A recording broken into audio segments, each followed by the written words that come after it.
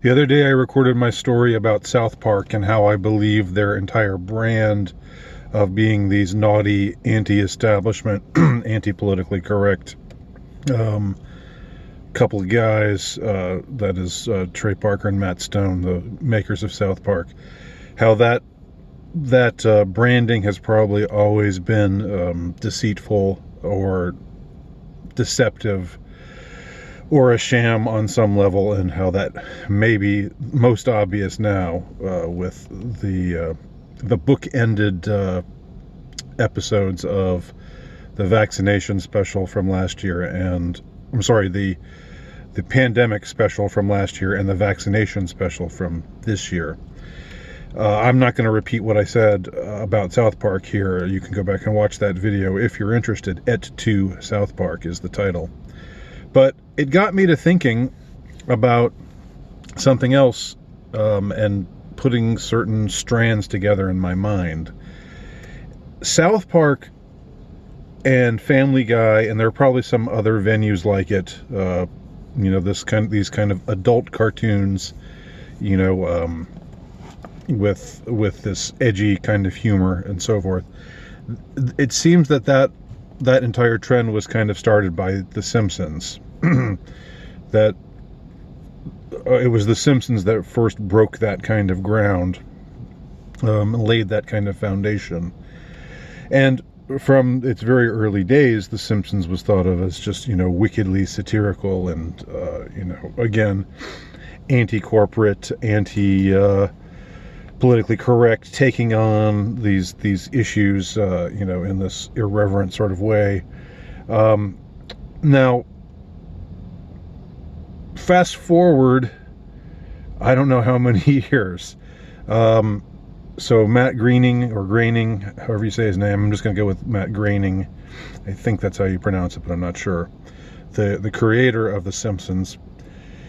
From the start, he's this cartoonist, this illustrator with this kind of punk rock sensibility. He's got this, Life in Hell, where he has these sort of cathartic cartoons or comic strips. I remember these from the 80s.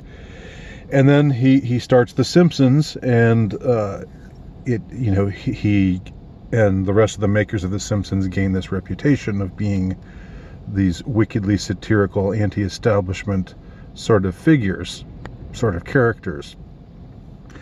Again, fast forward a couple of decades, and we find that, according to Virginia Roberts Dufree, one of the many teenage girls exploited by Jeffrey Epstein, and Ghislaine Maxwell, we find that amongst the many other celebrities who are flying the Epstein Express, the Lolita Express, from one location to another, including to the secluded Epstein Island, where all kinds of shenanigans have been reported to have taken place, and I need not, underline that or belabor that point here. I'm sure you're all well aware of all that stuff. And if you aren't, there's plenty of resources, plenty of places you can go to find out about what has been happening on the island of Dr. Epstein. But anyway, fast forward however many decades, I'm not sure exactly when this was. Maybe it was sometime in the late aughts. Matt Groening, this anti-establishment, icon, creator of this,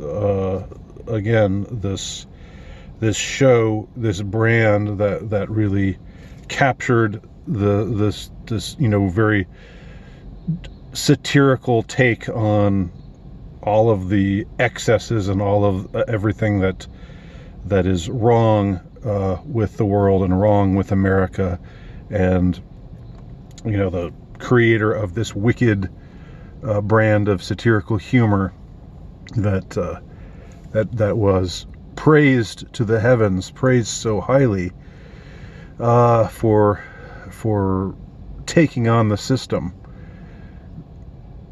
He's on this plane, Matt Groening. He's on this plane with Jeffrey Epstein. He's flying the Lolita Express, and according to Virginia Roberts Dufresne, it is requested. I'm not sure if it was Groening who requested it, or if it was Epstein who requested that this happen for Groening's benefit. But somebody asks her, she's there sort of talking to him, schmoozing, doing the things that she's expected to do, as the role that she's expected to play, of essentially underage escort. And it's suggested to her that she should give Matt Groening a foot massage. And so he removes his shoes and socks. He has bunions. He has toe fungus. She reports that it's just absolutely disgusting, that his feet are absolutely disgusting, but she has to work on his feet. I'm somehow remembering that she was supposed to suck on his toes, but I don't know. To be fair, maybe she was just supposed to massage his feet and his toes. If she had to suck on them, then that's obviously much more egregious. But in any case, this is an underage girl, a teenage girl, giving you a foot massage on a plane flown by this notorious exploiter of children, and you're the creator of this show that's supposed to be so anti-establishment, that's supposed to be so wonderful in so many ways, and you're supposed to be this icon of anti-establishment virtue. Here you are on this billionaire pervert's plane, getting your feet fondled and perhaps sucked by this teenage girl prostitute, underage prostitute in Jeffrey Epstein's employ. That's I guess that just seems like it says so much. That in itself says so much about what we are shown and what we are told to believe about these kinds of characters, like the makers of The Simpsons or the makers of Family Guy, or the weird story with the Family Guy guy, how he was supposed to be on one of the 9/11 planes, right? Weird. And I've liked, to be clear, I've liked and laughed at stuff on The Simpsons. I've liked and laughed at stuff on Family Guy. And I was a pretty big fan of South Park for a long while. And I still do find a lot of it, pretty funny, and enjoy their takedowns of a lot of these kinds of people that I find appalling or annoying. But all that said, this whole image of the creator of The Simpsons getting his disgusting feet massaged by this exploited teenage girl on the plane flown by this most notorious criminal blackmailer, within the system of the deep state. And he's just sitting there. I don't know if he's got his hands behind his head, just leaning back, just picturing him in some I don't know, some ratty t-shirt or something, and thinking, this is the life, Bermuda shorts, because I don't know if they're flying to the island, if he's ready for some island fun, and he's got his sandals, takes off his sandals to reveal his disgusting feet that this poor girl has to massage and maybe even lick. I don't know. There you have it. I don't know what to say beyond that. That encapsulates so much about the gulf between what we're told about these kinds of people and what they're actually doing, what they're actually up to. You would think that somebody like Matt Groening, considering, the kind of person that he, I guess all along thought himself to be, you would think that he would be saying, what the hell am I doing here? I'm Matt Groening, the creator of The Simpsons, and I have this reputation of being this man of integrity and this humorist who takes aim at all these things that really need to be taken out and need to be called attention to, need to be ridiculed, and I'm doing this great work, and I'm getting praised to the heavens by all these critics, and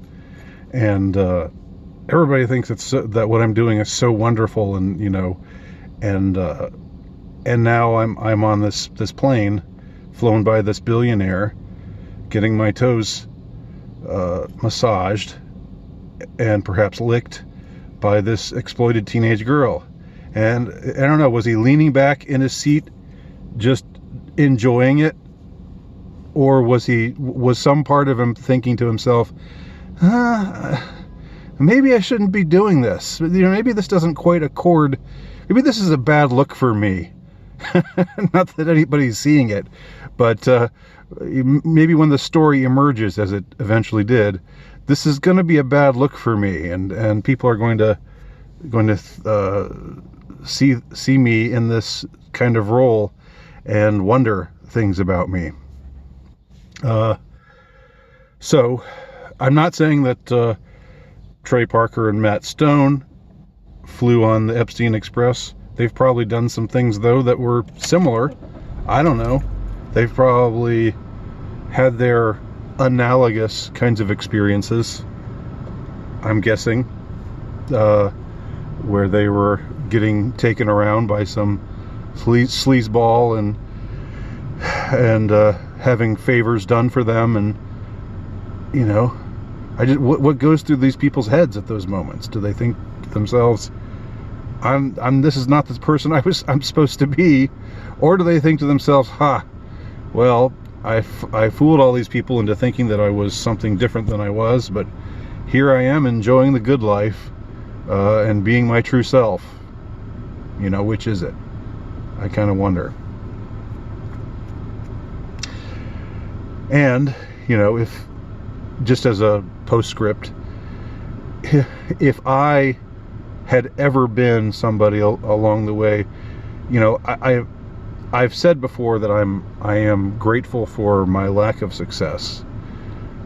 Some people just think that's sour grapes or whatever, but I really am grateful not to have been given the opportunity to sell out the way these people were, because I would hate to be the equivalent of in that kind of position myself.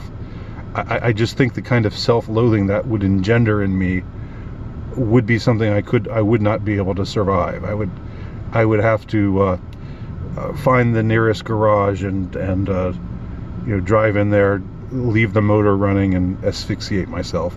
I wouldn't be able to survive knowing this was what I had become.